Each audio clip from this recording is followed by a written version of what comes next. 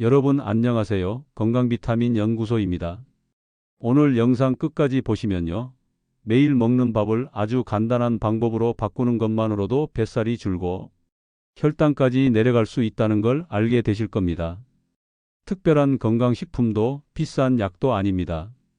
돈 1원도 안 들고요. 단지 밥 지을 때 이것만 한 스푼 넣으면 됩니다. 과연 그게 뭔지, 어떻게 효과가 있는 건지 오늘 함께 알아보겠습니다. 이야기 하나 들려드릴게요.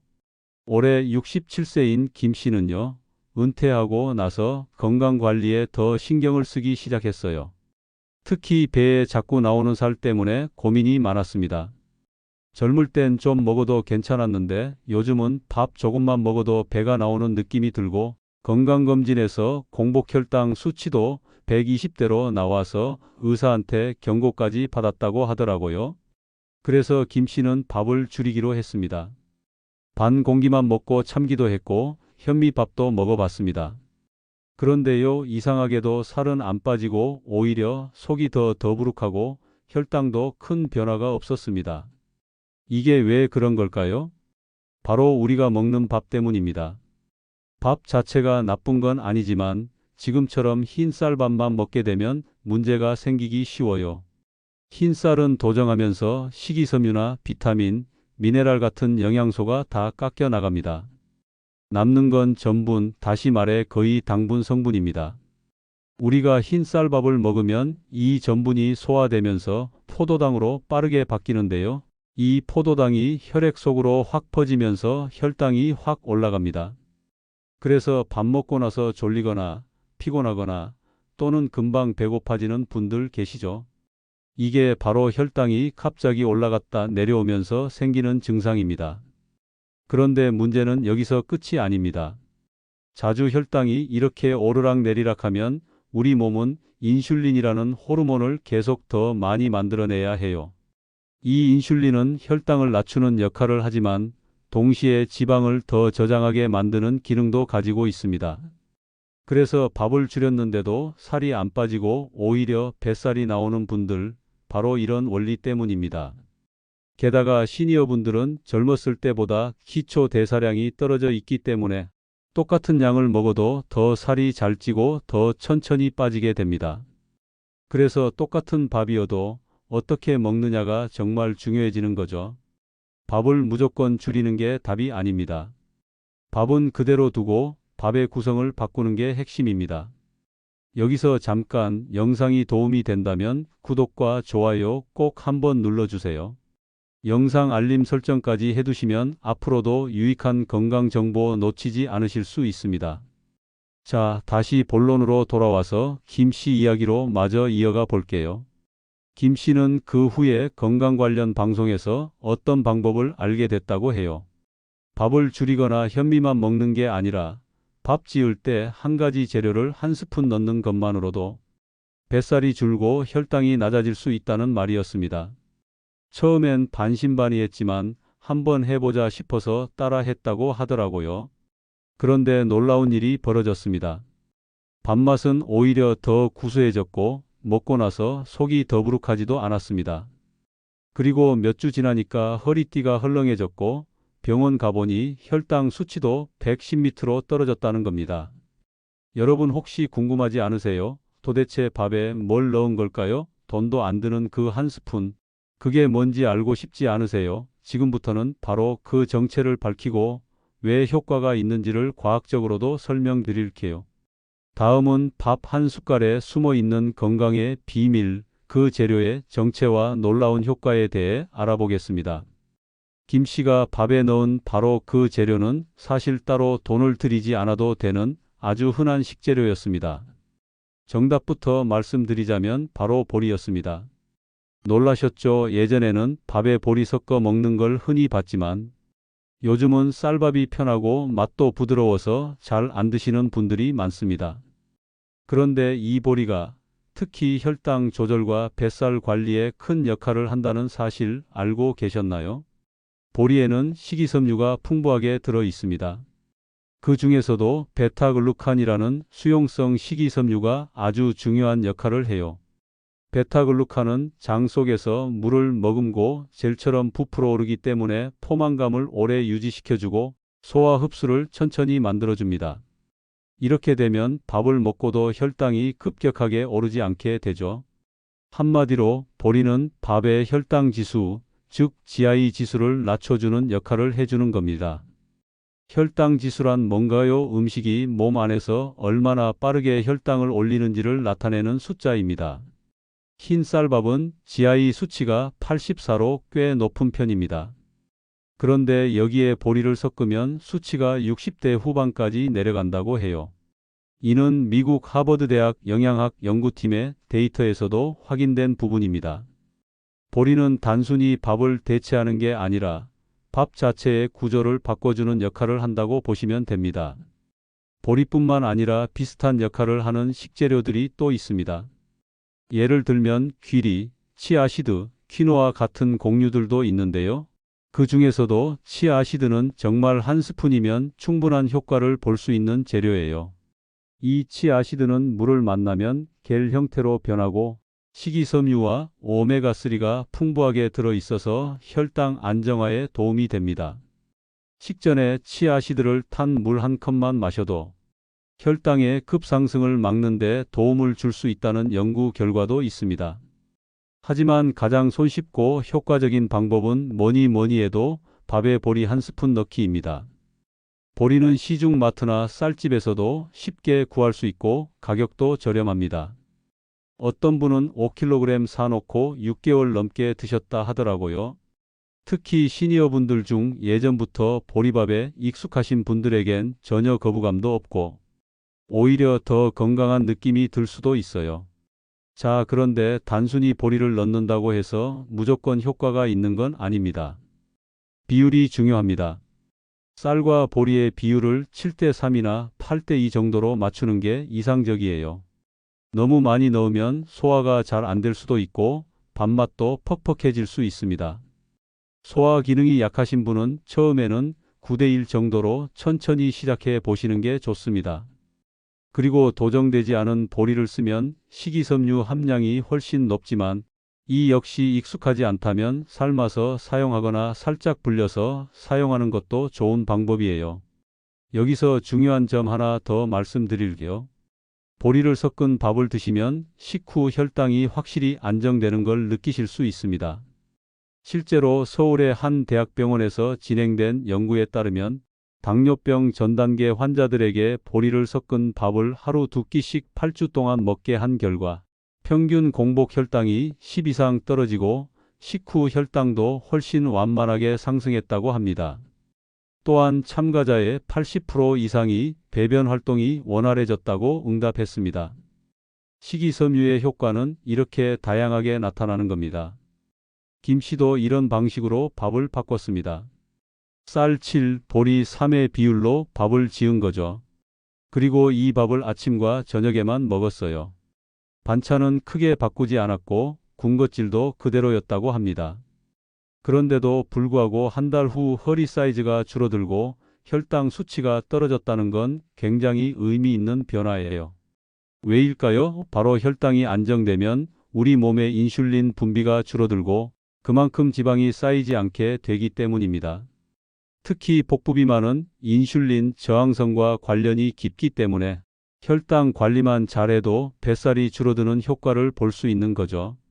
혹시 나는 보리를 먹으면 속이 더부룩해서 못 먹겠다 하시는 분도 계실 수 있어요.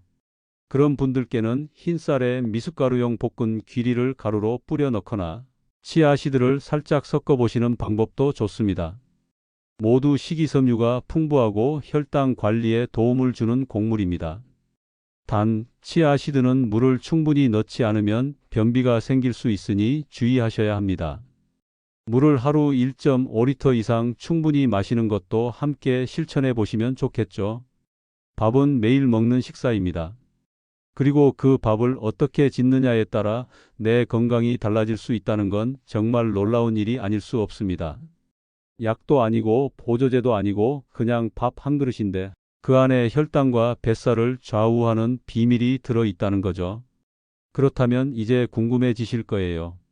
도대체 밥을 어떻게 지으면 되는지, 보리는 언제 넣고, 물은 얼마나 넣고, 밥솥은 똑같이 사용해도 되는지, 맛은 어떤지. 지금부터는 실제로 밥 짓는 과정을 하나하나 알려드릴 겁니다. 누구나 따라 할 수 있고 혼자 사시는 시니어분들도 어려움 없이 실천할 수 있도록 자세히 안내해 드릴게요. 다음은 실제 저칼로리 고식이섬유 밥 짓는 법, 지금부터 함께 보시죠. 김씨가 매일 아침 짓던 밥은 아주 단순했습니다. 쌀 7, 보리 3의 비율만 지켰고 물은 평소보다 조금 더 넣어 주었죠. 하지만 그 한 그릇이 몸의 변화를 이끌어냈습니다. 이제 여러분도 직접 따라해 보실 수 있도록 누구나 할 수 있는 보리밥 짓는 법을 하나하나 알려드리겠습니다. 먼저 필요한 재료는 아주 간단합니다. 쌀, 보리, 그리고 물입니다. 여기서 중요한 건 보리의 준비입니다. 그냥 생보리를 넣으면 밥이 질기거나 아예 설익는 경우가 생기기 때문에 몇 가지 팁이 필요합니다. 먼저 쌀은 우리가 평소 먹는 백미로 준비하셔도 됩니다. 혹시 현미나 흑미도 함께 쓰시고 싶은 분들은 2대1 비율로 넣으시면 되고요. 하지만 오늘은 가장 기본적인 백미보리 조합으로 설명드릴게요. 쌀과 보리의 비율은 7대3이 가장 이상적입니다. 예를 들어 쌀 1컵에 보리 3분의 1컵을 넣는 거죠. 처음에는 보리의 양을 10% 정도만 넣고 시작하셔도 좋습니다. 익숙해지면 점점 늘려가시면 됩니다. 보리를 밥에 넣기 전에 꼭 해야 할 준비가 있습니다. 바로 불리기입니다. 보리는 도정된 상태로도 딱딱한 편이기 때문에 최소 3시간 이상 미지근한 물에 담가두는 게 좋아요. 여름철이라면 찬물로 2시간 정도만 담가도 괜찮습니다. 혹시 아침에 밥을 하신다면 전날 저녁에 보리를 미리 불려두는 것도 좋은 방법입니다. 불릴 시간이 없다면 뜨거운 물에 30분 이상 담가서 사용하셔도 됩니다. 이제 쌀과 보리를 함께 씻어 볼게요. 먼저 쌀을 깨끗이 3번 정도 헹군 다음 불린 보리와 함께 섞어줍니다. 이때 한 가지 팁은 쌀과 보리를 같이 씻지 말고 따로 씻는 게 좋습니다. 보리에는 미세한 껍질 찌꺼기가 남아있는 경우가 많기 때문에 따로 헹군 후 쌀에 섞는 게 훨씬 깨끗한 밥을 만들 수 있습니다. 이제 물을 넣을 차례입니다. 쌀 1컵에는 일반적으로 물 1.2컵 정도를 넣지만 여기에 보리가 들어가면 수분을 더 많이 머금기 때문에 물을 약간 더 넣어야 합니다. 쌀과 보리 합쳐서 총 1컵을 기준으로 물 1.5컵 정도 넣는 걸 추천드립니다.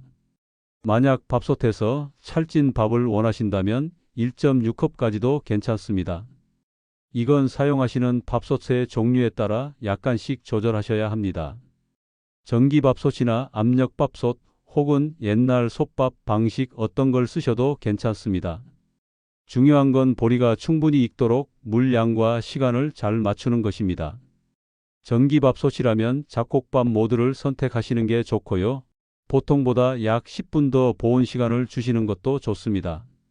압력밥솥은 15분 정도 풀에 올렸다가 김이 올라오면 불을 줄이고 10분 정도 뜸을 들이면 됩니다.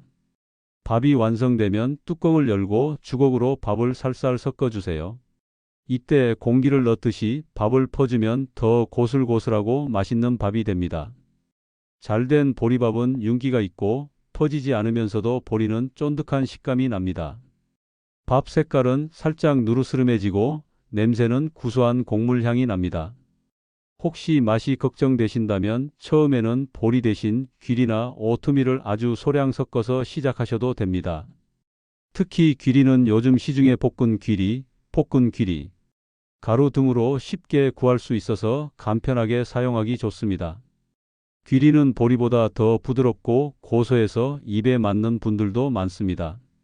이런 재료들은 쌀밥의 맛을 해치지 않으면서도 혈당 지수를 낮춰주고 포만감은 더 오래가게 만들어줍니다.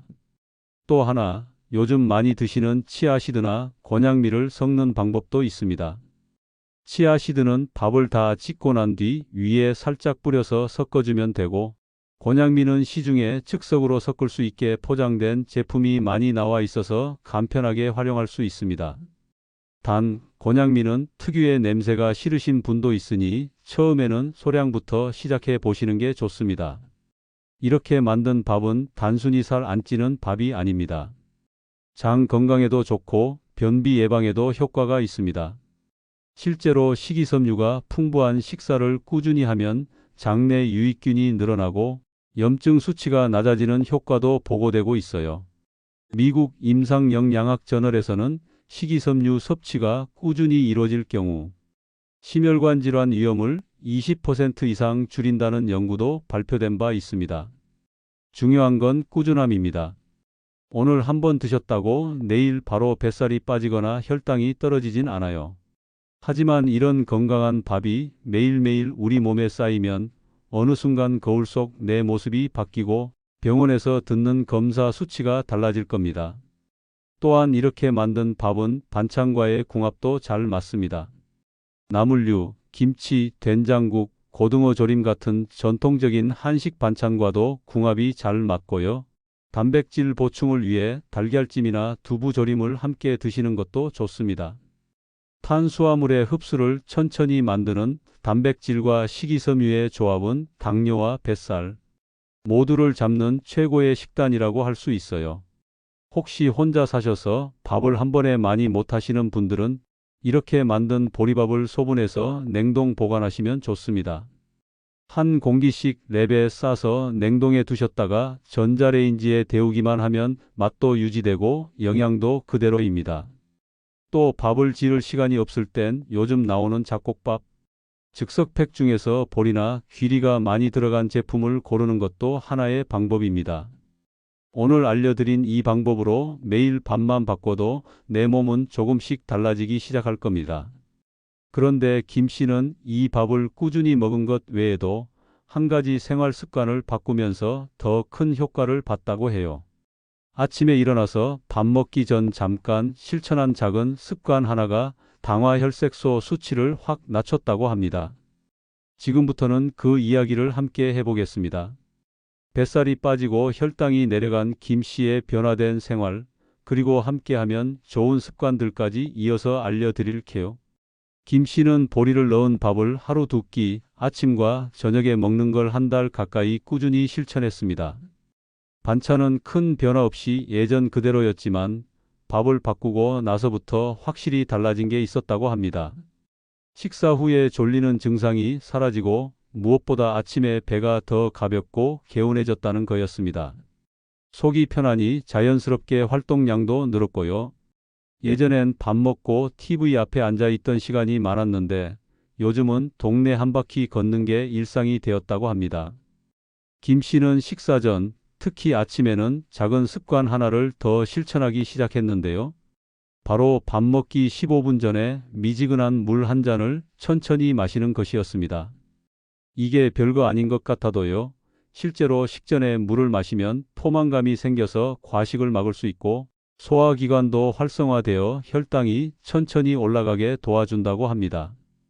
특히 공복혈당이 높게 나오는 분들에게 효과적이에요. 그 외에도 김 씨는 저녁 시간만큼은 절대 늦은 식사를 하지 않기로 마음을 먹었습니다.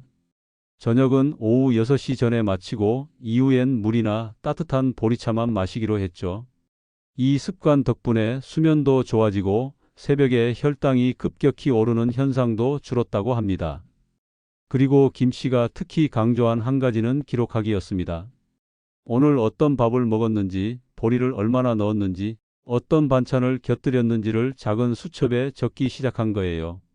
매일은 힘들어도 일주일에 23번만 해도 스스로의 식습관을 돌아볼 수 있게 되더라는 겁니다. 병원 진료를 받을 때도 기록한 내용을 보여주면 의사도 더 정확하게 조언을 해줄 수 있다고 하더라고요. 이렇게 보리밥, 물 마시기, 저녁 일찍 먹기, 식단 기록하기 이 4가지만 실천했는데도 병원에서 3개월 후 혈액 검사 결과를 봤을 때 김 씨의 공복혈당은 98로 떨어졌고 당화혈색소 수치도 6.2로 안정권에 들어왔습니다. 허리 둘레도 3cm 줄고요. 특별한 운동을 한 것도 아니고 약을 바꾼 것도 아닌데 이런 변화가 왔다는 건 정말 의미 있는 결과입니다. 이쯤 되면 시청자 여러분들도 이렇게 생각하실 수 있어요. 나도 해볼 수 있을까라고요? 정답은 충분히 예입니다. 다만 몇 가지 주의할 점은 알고 계셔야 해요. 첫째, 보리는 식이섬유가 풍부해서 장 운동을 활발하게 해주지만 처음부터 많은 양을 먹게 되면 배에 가스가 차거나 더부룩한 느낌이 들 수 있습니다.